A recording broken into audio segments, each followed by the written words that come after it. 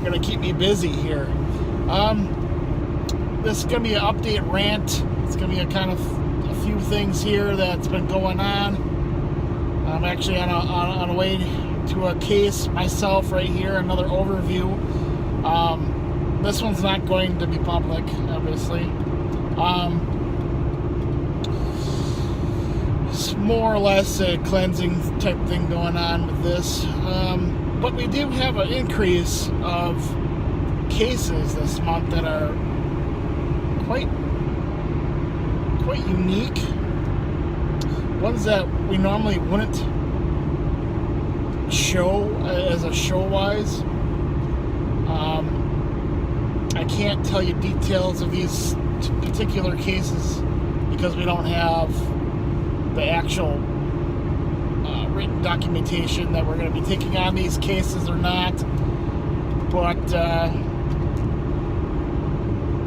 wow, a lot of stuff going on. The last case, I'm still in contact with her, the one that you guys just seen. We're working on maybe a part 2, but it's more or less taking care of the problem, you know, and that's what we're here for. I really could care less about getting the actual physical proof that there's something at these places. You know, thing is that I think a lot of the times these people just need help, and it could be just anything. And just showing up and doing the actual investigation and that, it's all right. You know, it can help them out. You know, psychological in itself.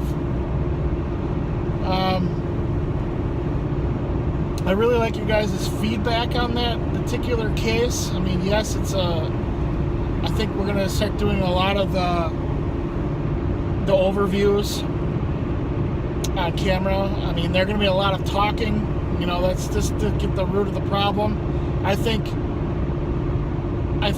we'll just make a whole show on that, and like a 3-part show, if I can, with the home cases. You know, normally we could take care of the problem with just talking, you know, over the overview.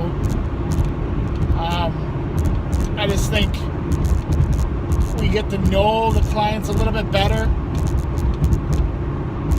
than, you know, having a 3-part thing within one show.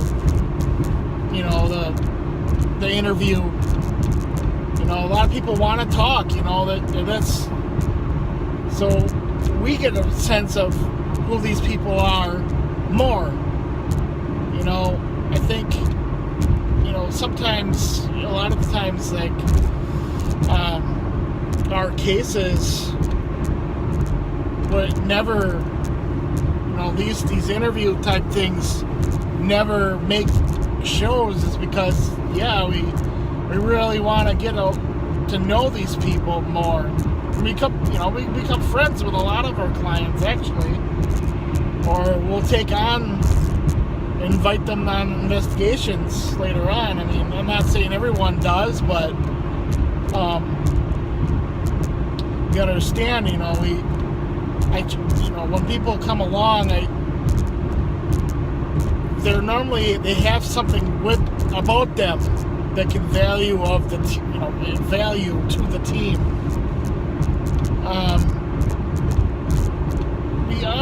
I can say a little bit about one of these cases that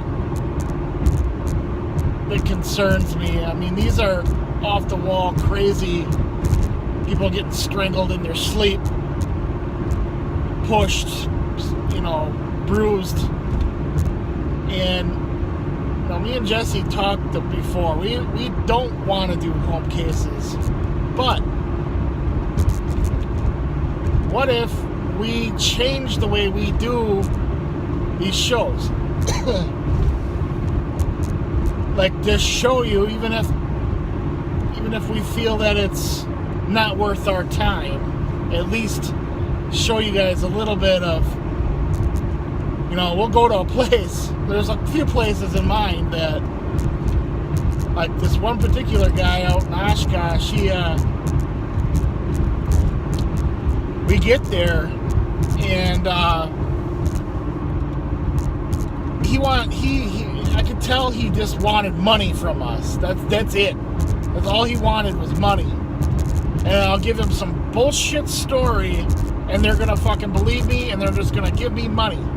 The thing is we've been doing this for so long, and it's not even that. I can tell that you're bullshitting me.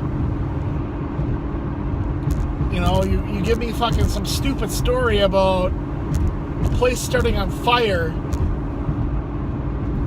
Well, let me explain it a little bit. So we were trying a new case manager out at the time, and he got us a place. And it turns out that the guy just wanted fucking money from us, and I'm not. I have a problem with places charging for money. I mean, it's no different from when we charge money to go into a place. Not saying that we do or not, but there's a lot of there's a lot of stuff to that anyway by itself. But I mean, no, we don't charge for our cases, but my business wise, yes. If it was, God, I'm sorry, I have a lot of shit on my mind today.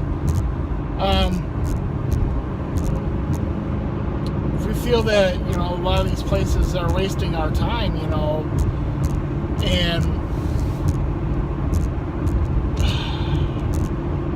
actually, I don't really want to talk about that right now. It's nothing to do with, I just have a lot of stuff. I just started feeling something here all of a sudden with a thing that I'm going to right now. But overall, I mean, I think we'll talk about that some other time, about the charging thing. And well, anyway, this place was all about the money, and I really don't like to pay money for anything. I'm not saying I'm a cheapskate or anything. It just, unless it's a historic site that needs to stay up, yeah, I mean, I'll donate money towards it. And it's nothing to do with money with us. It really isn't. I could care less. I make pretty good money as it is.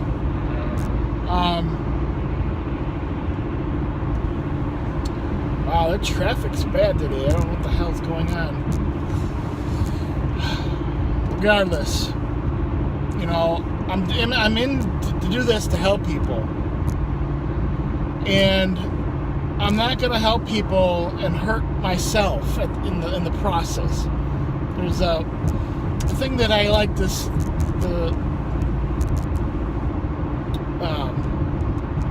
why am I losing my concentration?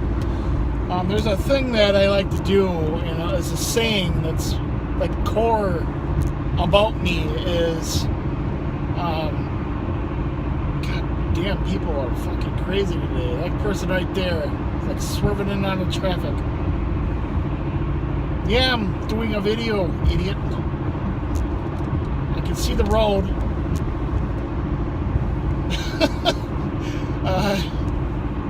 What is it though? I mean, I'm a nice person, but when you get down to the driving thing, like that rage is in the back of my head. I had that saying though, if you help somebody out, you help them out as much as you can without financially hurting yourself. That is a number one rule that will always have, regardless of what I'm doing in my life. Yes, the shows and that are a hobby of mine. I don't charge for that, but I do have a business that does have to, sustain my life. And yes, I'm pretty good at what I do, and being a spiritual advisor and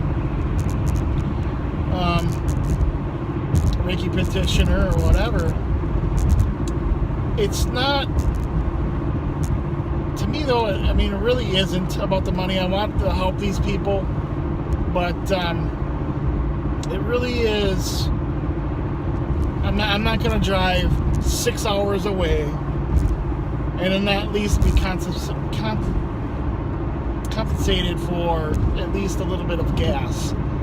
Because a lot of these places, when I'm looking at business-wise, I don't want to financially hurt myself. Now, the private, the cases and that we do, like when we're out and about, going on the roads and that, yeah, that's all out of pocket. It's a hobby. That's definitely a different topic for some other time. But I'm going to go back to this story with this guy. Anyway, you could tell that he wanted money. And he made this story up. And I had Nicole interview him. We should have. It would have been cool just to do the show to see how we left. Well, anyway, this guy's in.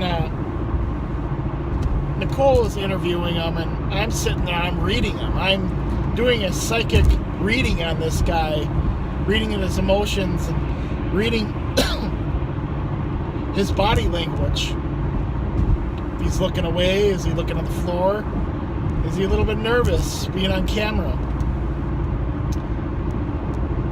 And Nicole wasn't catching on to it right away. I probably wouldn't have caught on to it either if I was actually interviewing him myself. So I sat, this was like a bar or something, and he told us some story about it being a speakeasy with Al Capone. And Al Capone is a big player in this area. A lot of the places that we actually investigate have him involved, or an Indian burial ground. Number one things that we deal with around here. Towards Plymouth, we deal with people getting stabbed or some crazy occult activity towards that way. Different parts of Wisconsin, we have different things, but mainly Al Capone is part of it. Well, this particular place didn't have Al Capone or any of his goons there at all. And then when I asked, I asked him, I'm like, well, do you have any proof of this? And he's like, oh, it burned up in a fire. And I was like, well, that's fine. We'll go down to City Hall and we'll pull the records from the City Hall. That's no big deal. And he's like, oh, no, even those records are destroyed. And I'm like, oh. He's like, yeah. There was a second fire that, if the first fire didn't destroy everything, the second fire sure did. Well, there was a fire there, but it wasn't like this big fire that he was saying, or two fires that destroyed everything. We got the lot number. This guy doesn't know that. We don't necessarily have to look at the fucking building that's been there. We look at the property, the lot numbers. Look up the history land-wise like that. Well, he, I don't know, he was just starting to throw like different things all of a sudden at us, and I'm like, I pulled Jesse aside. I'm like, look, we're leaving. Get our stuff, because we were already set up in the back room. But he was making up all these stories that this place was fucking haunted, and it's the bullshit stuff that wastes my time.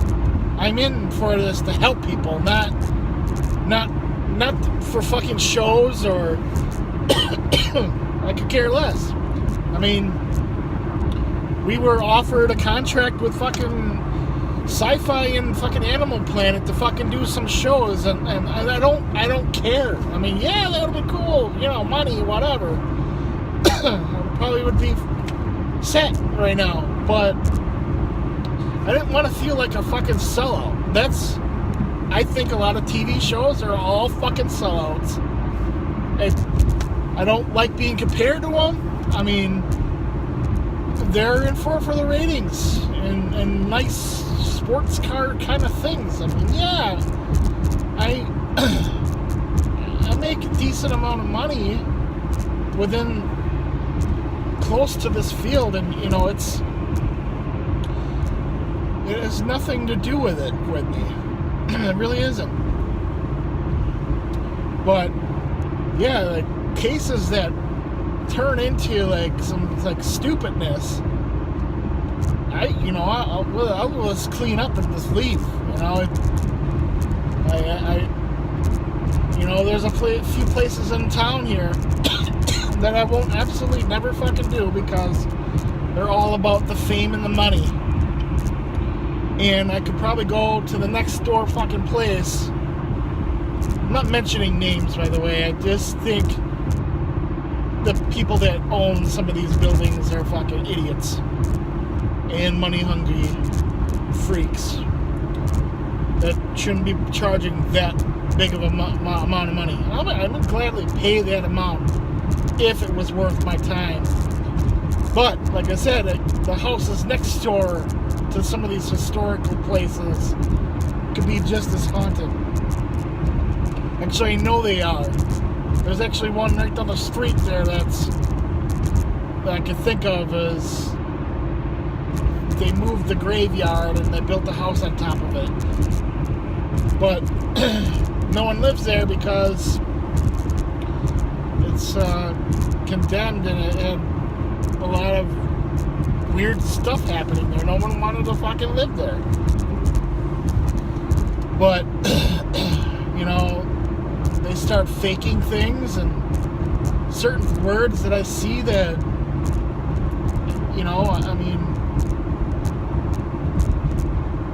I don't believe everything that everybody tells me in this. You can't.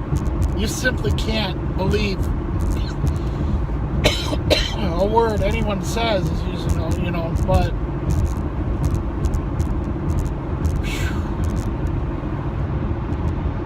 well, anyway, that case, the last one, it definitely, I definitely want to do more to help this particular person, but obviously, yeah, we have to clear the place out. It has to be cleared out. We can't, I can't even call that an investigation. I tried to kind of throw it in there a little bit to see if we get responses, but that's about it. Wasn't, I wanted to see how the family interacted together. I wanted to see if there was stuff going on. Because it is a psychological thing. When I go into a place, I use psychology, I use parapsychology, I use a lot of stuff to determine a place that is even worth our time. We have a huge process to a lot of this stuff that, and it's different for each person. We might do a show completely different. We've been scrutinized by that a few times. Well, why aren't you like TAPS or have the 3-part process? Have the evidence at the end. No, man. Evidence as you go. Where's your credits? Oh, where's this and that? And where's your camera personality? And shut up. We're trying to keep it real, guys. That's it. And yes, real can be boring. It can also be fucking crazy and weird marks showing up in your body. Weird stuff. But it all is, these people if they want to be filmed or not. I mean, you got to understand. And you got to understand that these people are afraid of real things going on. and I get upset when somebody picks on somebody that's actually having some fucking crazy shit going on. And maybe not at that time, and maybe in their head, but they're dealing with something. But, you know, when you cross that line that they're completely bonkers, you need to get the fuck out of there because someone's going to get stabbed to death. You know, I mean, it's Wisconsin. You know, people get stabbed because they want to worship the Slender Man. You gotta be careful when we take on stuff like this. You gotta be careful all the time. I mean, there's some new processes this year because we have our concealed carry license with us now. And in that sense alone has its own safety precautions. I don't think we'll, you know, carry weapons into people's homes, obviously, but I definitely have them nearby. You can go to one of these places and you end up in the fucking basement, chopped up in pieces. I mean, shit. We did that when we did that at Geen thing, man. That freaked me out. I may have that quirky, we may be goofing around or whatever, but we definitely have a lot of shit to consider. God, it's a Saturday. Why is everybody so busy today? Anyway, yeah, I was in between all this stuff. I was building my car stereo system in here and get my mind off things. Definitely a lot of stuff that I have to deal with lately. You know, back to that subject about ions in the air, and I've always, you know, in the past I've talked about it, that we have ion generators. I don't think I mentioned it in that video. We were using an ion generator, negative ion generator at that home case. Not only does it, you know, possibility of increasing spirit activity, but it also releases serotonin in the brain to help relax you. And our particular ion generator that we had, it pumps a massive amount into the air. And we did recommend something of that nature, of an air purification system there. It's a definitely, you know, I think we're going to be using these. I think we're going to be using the...